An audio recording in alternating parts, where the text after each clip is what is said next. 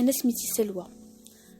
جيت نعاود لكم على واحد الحدث وقع ليا اللي غير لي حياتي شويه، واللي عطاني عبره انني ما نبقاش ندير اي حاجه، يعني اي حاجه شفت نديرها. المهم انا العمر ديالي 22 سنه، كنقرا في لافاك، عايشه مع والديا وعندي خويا صغير، كاينه غير انا الكبيره وخويا الصغير. المهم هي هذيك كنقرا على مزيان، يعني عادي، عندي صحاباتي، عايشه حياه اجتماعيه، حياه هانئه، مزيان بخير وعلى خير، ما خاصنا حتى خير. اتبدا القصه ديالي بالضبط من واحد النهار. هذاك النهار كان جاو شي ناس يخطبوا فيا، يعني غير يتعارفوا معنا يعني النظره الاولى وداك الشيء التعارف، يعني ماشي خطوبه رسميه.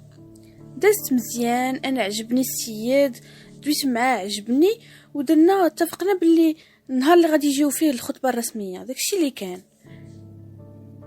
ما قلتش لكم انا بنت زوينه، يعني عندي حقي في الزين، بشهاده الجامع كلشي كيقول لي بلي انتي زوينه.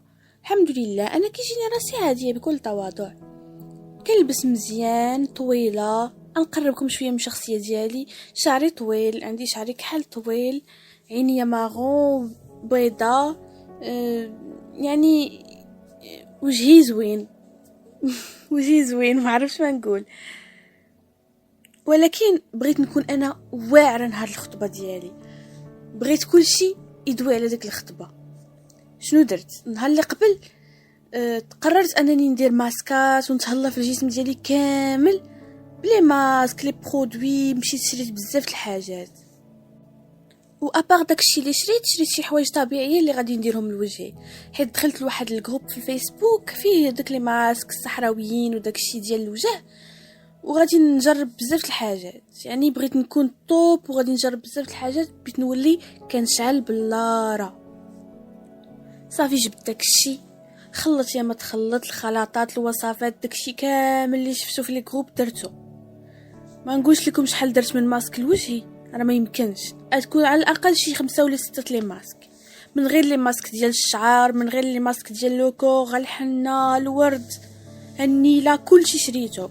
درت داكشي، مشيت دوشت، جيت جلست، وهنا غادي تبدا المشكله ديالي بالضبط. كنحس بوجهي بحال فيه شي حاجه، بحال شي حاجه كتدقني في وجهي، وانا نقول واقيلا غير مع الصاد، كنت سخونه في الدوش، خرجت واقيلا ضربني البرد. شويه كيبدا داكشي كياكلني بزاف، كنبقى نحك في وجهي بزاف، تخلعت، كنشوف راسي في المرايه يبان لي داكشي حمر بحال الحبوب، بحال الطبايع. ما فهمتش انا داكشي، عمرني ما شفتو، عمره ما جا لي في وجهي، ساشون انا مع وجهي ما فيهش الحبوب نهائيا. ناري شنو غادي نديرو غدا؟ عندي الخطبه. داكشي غير ما غادي وكيزيد، وجهي ولا احمر، ولا فيه بحال داكشي بحال الحساسيه، بحال ملي كتاكل شي حاجه وما كتوافقكش كيخرجوا لك واحد اللعيبات في اللحم ديالك. هاكشي اللي وقع لي انا في وجهي، غير وجهي بوحدو، وعرفت باللي درت شي حاجه ما وافقتنيش. غالبا تكون شي حاجه من داكشي الطبيعي اللي شريت. ناري تخلعت، قلبي بدا تيضرب، وماما كتصبر فيا، وخويا مسكين ما فهم والو. بديت كنبكي. مشيت للفرماسيان، حيت ديك الساعه الطبيب ما يمكنش نمشي عنده حيت كانت العشيه، يعني قرب يسدوا كاع لي فارماسي، قرب يسدوا. مشيت عندهم، حكيت لهم شنو واقع، قالوا لي هذه غالبا حساسيه، وعطاوني واحد البوماده نديرها. ولكن قال لي بلي هاد البوماده ما غادي دير المفعول حتى دوشي 3 جوغ ولا 4 جوغ. كيفاش ما يمكنش؟ انا خاصني غدا خاصني نكون بخير، يعني خاص وجهي يكون مزيان، راه ما يمكنش هذا الشيء. صافي ما عندي ما ندير، رضيت بالامر الواقع. مشيت درت هذيك في الليل البوماده، نعست، فقت ناقشينا شي شويه، ولكن باقي دوك الطفائح كيبانوا. صافي قلت غادي هذا النهار خاصو يدوز مزيان، وخاصني نكون فرحانه وما نديش في وجهي. هذيك الانسان باغيني كما انا، يعني عادي اي واحد يقدر يوقع عليه اكثر من هكا. كاين الناس اللي سحرقوا، كاين الناس اللي وقع عليهم شي حوايج خايبين، ولكن كلشي كيدوز، واللي بغاك كيبغيك كيما انتي. داكشي اللي كان. هاد الهضره كانت تاع ماما، حيت انا في الاول ما كنتش مقتنعه نهائيا. قلت صافي غادي نشوه وما غاديش نجي زوينه وداك الشيء، كيفاش غيجي المكياج فوق هذا الشيء. ولكن ماما قنعتني بهاد الهضره، وان شاء الله صافي تقتنعت والحمد لله. هي هذيك جات عندي الكوافوره الدار، واحد البنت كنعرفها صاحبتي صيبت لي شعري، جات تبارك الله زوين. صيبت لي وجهي، حاولت ما امكن، قلت ليها ديري اي حاجه باش هادشي ما يبقاش يبان، هاد الحموريه واخا هما منفوخين شويه، حاولت انها دير لي فون دو تان داكشي عندها كاليتي زوينه. صراحه ولا وجهي مرايه، ما بانش داكشي كاع. صافي هذيك مشيت كريت واحد التكشيطه لبستها، كريت لي زاكسيسوار لبستهم، جيت زوينه. ماما قالت لي تبارك الله عليك جيتي هي هذيك. المهم جاو الناس، دازت الخطبه هي هذيك، جيت تصاور فينا تقول ما فيا والو في وجهي. الحمد لله عتقاتني ديك صاحبتي الكوافوره الصراحه. صافي من بعد في الليل غسلت وجهي، بديت كندير ديك البوماده، تبعتها وليت بخير، وجهي بدا كيصفى ليا.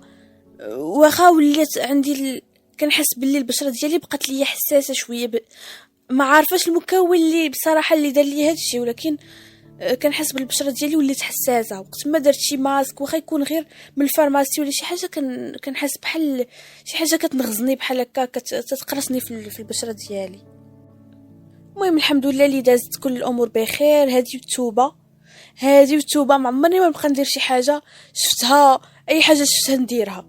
راه كاين شي وحدين اللي كتليق ليهم ديك الحاجه، وكاين شي وحدين اللي البشره ديالهم ما كتليقش ليهم. راه ماشي اي حاجه لاقت ليها صاحبتك غادي تليق لك حتى نتيا.